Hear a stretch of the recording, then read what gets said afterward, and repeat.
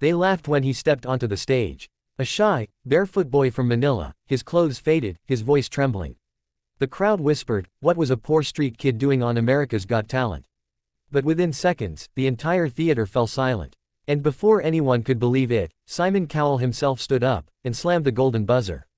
If you're ready to witness one of the most emotional journeys ever told, make sure to hit that subscribe button, because this story will touch your heart like never before. Juan was born in the crowded streets of Tondo, Manila, one of the toughest places to grow up in the Philippines. The sound of tricycles, street vendors, and honking jeepneys filled his childhood. His mother sold fruits on the sidewalk from dawn till dusk, and his father, once a jeepney driver, had fallen ill after years of inhaling fumes on Manila's roads. Their small house was built from scrap metal and plywood.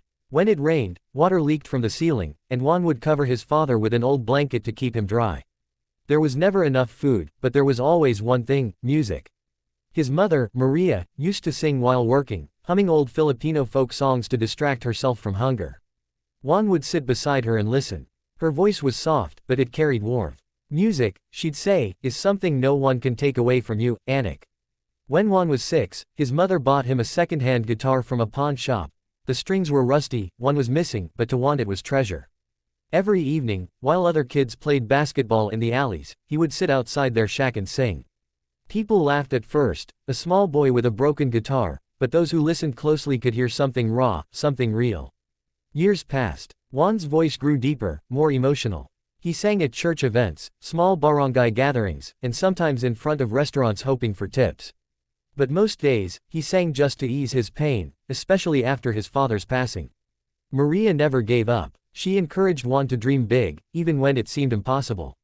One night, while scrolling through her old phone, she came across a video. A Filipino girl named Nightbird had moved millions with her voice on America's Got Talent. Maria watched, tears streaming down her cheeks. "You should try," she told Juan. He laughed. "Mama, we can't even afford a ticket to America." But fate has strange ways. One day, a foreign tourist named Michael stopped by their street food stall. He heard Juan singing, "You Raise Me Up," while helping his mother. The man froze, stunned by the purity in the boy's voice. After Juan finished, Michael approached him. "Kid, do you know how good you are?"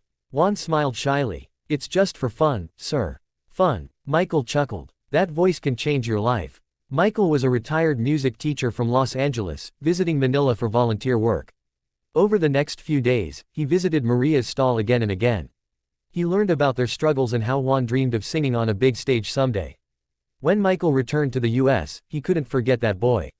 Months later, Maria received a message from him. He had contacted a friend working with AGT auditions. He wanted Juan to send a video performance. Maria was speechless. They borrowed an old phone from a neighbor and filmed Juan singing "Imagine" by John Lennon under a flickering streetlight. His voice trembled, but it was full of emotion. They sent it. And then, silence. Weeks passed. Juan gave up hope. Until one morning, a delivery man came to their door with a letter from the United States. Juan opened it with shaking hands. The letter read, "Congratulations, you have been selected to audition for America's Got Talent in Los Angeles." Maria dropped to her knees and cried. But there was a problem: they didn't have money for a passport, let alone a flight. Word spread around their neighborhood. Some laughed, "Why dream so big? He's just a poor kid." Others wanted to help. The local barangay organized a fundraising event. Juan sang for free, and people donated coins, small bills, anything they could. Slowly, painfully, they raised enough. 2 months later, Juan found himself boarding a plane for the first time in his life. He had never seen clouds from above before. He pressed his face against the window, eyes wide in wonder. When he arrived in Los Angeles, everything felt surreal. The city was bright, loud, and fast. Michael met him at the airport, holding a sign that said, "Welcome, Juan from Manila." The day of the audition came faster than he expected.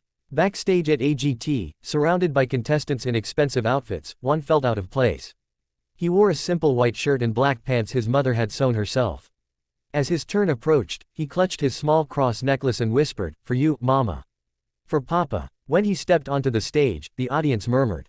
Simon Cowell leaned forward. "Hello there, what's your name?" Juan's voice was small. "My name is Juan. I'm from the Philippines." Simon smiled slightly. "And what are you going to do for us today?" "I'm going to sing, for my family."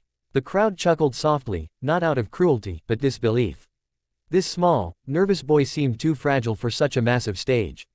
Then the music began. It was, "You Raise Me Up."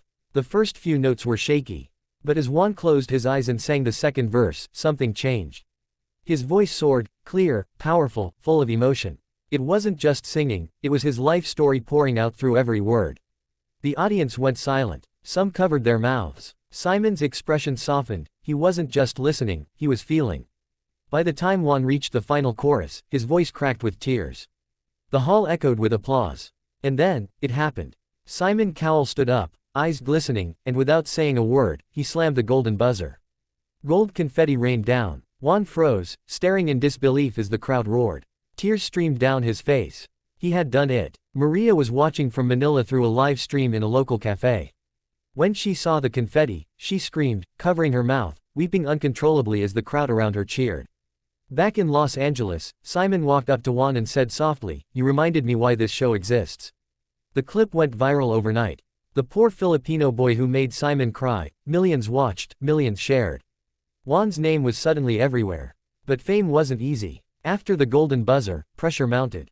Producers wanted him to change his style, dress differently, sing trendy songs. Juan struggled. He wanted to stay true to himself, but the world wanted something else. During rehearsals for the semi-finals, he almost quit. He called his mother in tears. "Mama, I can't do this. I'm not like them." Maria replied, "You are not supposed to be like them. You're supposed to be Juan, my son who sings from the heart." Those words gave him strength. On the semi-final night, Juan walked on stage again, holding that same small cross. He sang, "Bridge Over Troubled Water." The performance was even more emotional than before. By the end, the judges were speechless. He didn't win the season, but he won hearts around the world. After the show, offers came in. Record labels, interviews, collaborations. But Juan's first wish was simple, to bring his mother to the US and sing with her on stage. A few months later, AGT invited him back as a guest performer. This time, Maria stood beside him. The audience erupted as they sang a Filipino-English duet of "The Prayer." When they finished, Simon stood again and said, "Juan, your voice reminds us that greatness can come from the most unexpected places."